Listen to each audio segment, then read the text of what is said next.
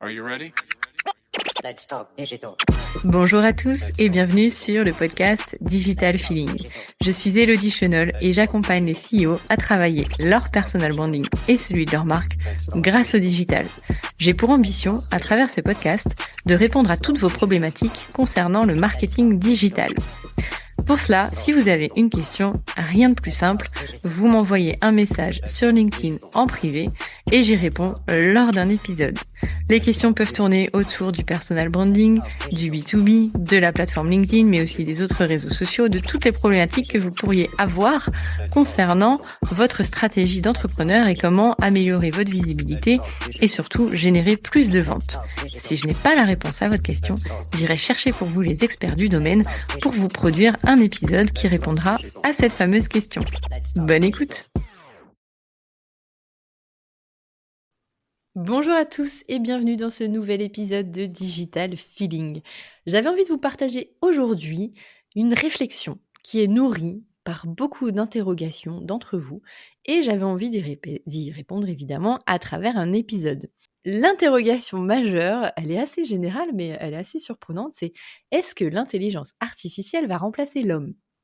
Alors c'est vrai que ça peut être une crainte. C'est vrai que du côté entrepreneurial, on a 2 équipes. Alors on a les personnes qui ont plongé dedans, dont je fais partie, qui sont très enthousiastes sur tout ce qu'on peut faire avec l'IA. Attention, les outils ont leurs limites, hein, évidemment. On ne peut pas, tout sous-traiter, et puis ne rien faire derrière. Enfin, ça demande de la pratique, ça demande de la réflexion autour des prompts, donc la façon dont je vais, demander à l'IA de faire des choses. Ça demande aussi un esprit critique parce que l'IA propose pas toujours des choses très intéressantes.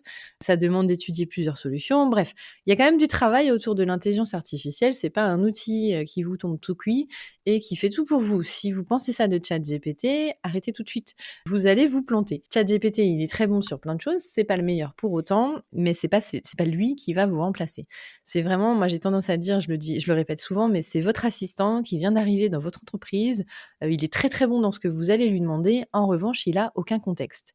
Et à aujourd'hui, il n'a aucune possibilité d'avoir du contexte. Vous allez lui donner un maximum d'informations.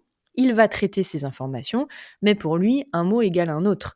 Donc si par exemple vous dites tiens, je vais sous-traiter tout mon copywriting avec ChatGPT, vous pouvez avoir de très mauvaises surprises.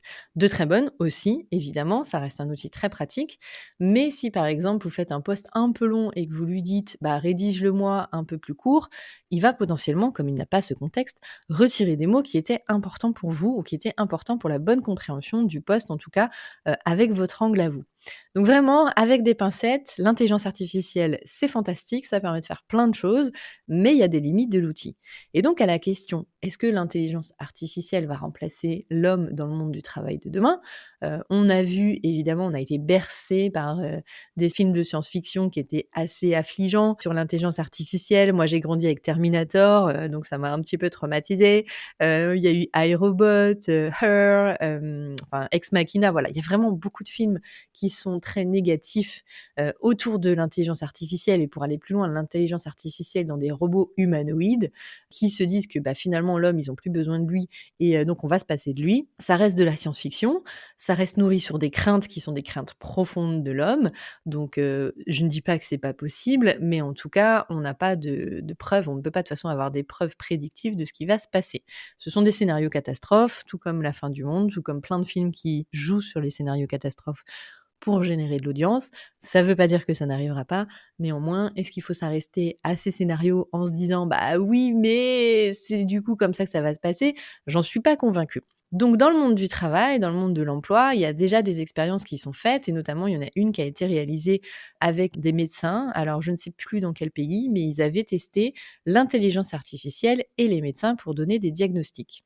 L'intelligence artificielle a gagné, rien de très surprenant, c'est quand même une énorme base de données qui est nourrie continuellement, qu'on va appeler le machine learning, et qui va permettre à la machine de toujours apprendre et de toujours être au fait de toutes les datas, de toutes les données qu'on a pu lui donner. Donc pour établir un diagnostic, Plus on a de données de comparaison, évidemment, plus ce sera facile. On peut faire la même chose avec de la jurisprudence et du droit. Plus vous avez de la donnée de toute façon, plus ça nourrit l'intelligence artificielle.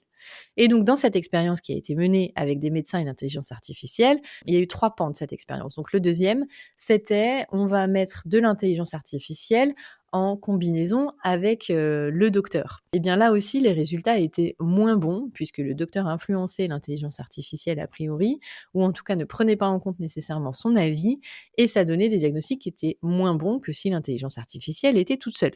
Et le troisième pan, c'était sur l'empathie. Alors là, c'est un peu plus triste, ou je ne sais pas comment le définir. L'intelligence artificielle était plus empathique que l'être humain.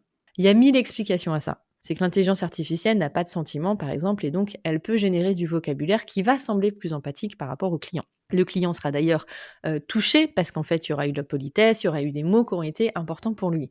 Alors qu'un médecin qui est un humain va se protéger et protéger, j'imagine, de par son métier, ses émotions, et pourra paraître un peu plus froid. Donc il y a toujours plein de biais, je pourrais en parler des heures, mais c'était quand même assez surprenant de se dire qu'un robot, finalement, paraissait plus empathique qu'un être humain. Le résultat de cette enquête, de cette étude en tout cas, ce n'est pas de dire: «Bah, on n'a plus besoin de médecins humains et l'IA est meilleure et donc on va l'utiliser». Néanmoins, c'est une piste d'exploration dans le domaine en se disant: «Bah, dans les déserts médicaux, aujourd'hui où il y a pas de médecin ou alors il faut des mois et des mois d'attente pour avoir l'avis d'un spécialiste, on pourrait avoir une IA qui serait une IA médecin, qui pourrait proposer des diagnostics et ensuite renvoyer peut-être vers le médecin humain pour finaliser le diagnostic». En tout cas, il y a des pistes qui sont étudiées, donc on ne remplace pas l'homme, mais on comble là où il y a un déficit de main-d'œuvre avec une solution qui pourrait potentiellement aider les gens.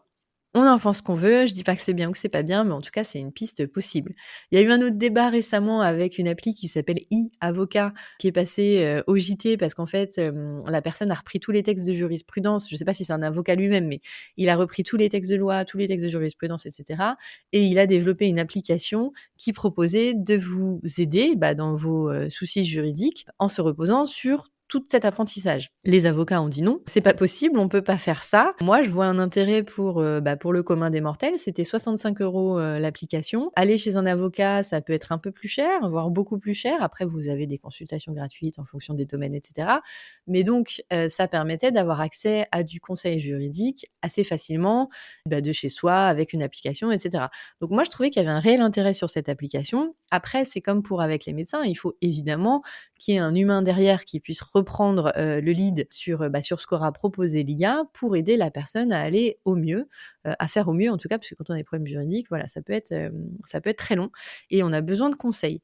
Donc ça, c'est 2 expériences concrètes qui sont passées, enfin une expérience et puis une réalité. Donc je crois que l'application va changer de nom parce qu'ils n'ont pas le droit de s'appeler e-avocat, mais la substance reste la même.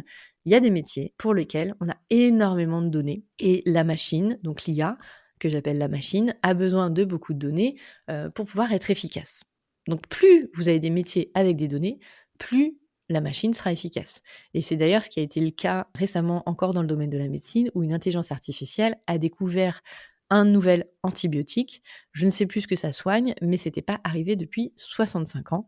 Donc ça montre bien que l'outil est puissant, qui permet d'avoir des résultats concrets. Il y a même une IA qui est en train d'être lancée pour dépister avec 7 ans d'avance la maladie d'Alzheimer pour pouvoir l'éradiquer. Donc il y a vraiment énormément de progrès qui arrivent avec l'intelligence artificielle. Oui, beaucoup de postes vont changer. Il y a des postes qui n'existent pas encore, qui ne sont pas créés et qui vont arriver et qui vont être en parallèle avec l'intelligence artificielle. Je pense qu'on va pas reculer dans ce domaine-là, donc ça sert à rien de se dire: «Oh là là, c'est pas bien, j'y vais pas».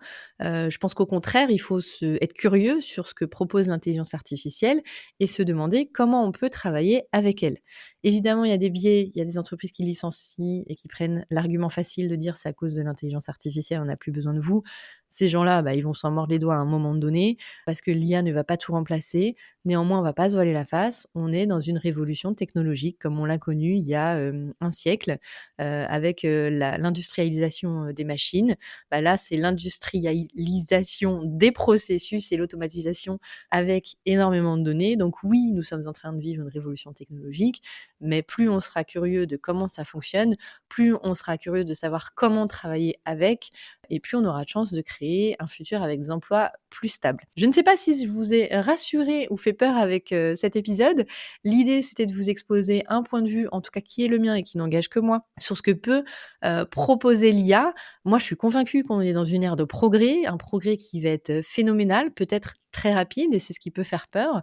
Néanmoins, si on a la curiosité de se dire comment ça marche et ce que je peux faire avec, on va monter dans le train. Après, dans 2 ans, tout ne sera pas fondamentalement transformé. On sait bien que ça prend toujours du temps, et notamment en France, pour adopter des innovations technologiques. Voilà, ça arrive. Soyez avertis, soyez curieux, allez chercher comment améliorer peut-être telle ou telle chose, ou allez suivre des formations d'acculturation pour savoir ce qu'on peut faire et ce que ça peut apporter à votre business. Vous aurez au moins ce vernis-là de savoir ce qui se passe et de savoir comment potentiellement l'utiliser pour vous. Je vous souhaite une très bonne journée. Merci d'avoir écouté cet épisode. N'hésitez pas à me dire ce que vous en pensez en commentaire. Thank you. You're welcome. Let's talk digital. J'espère que ce podcast vous a plu. Si vous avez aimé cet épisode, n'hésitez pas à soutenir le podcast en laissant une note et un avis sur Apple Podcast ou sur vos plateformes d'écoute. Ça me permettra de remonter et de pouvoir partager à d'autres entrepreneurs les réponses que vous vous posez. Merci à tous, à bientôt.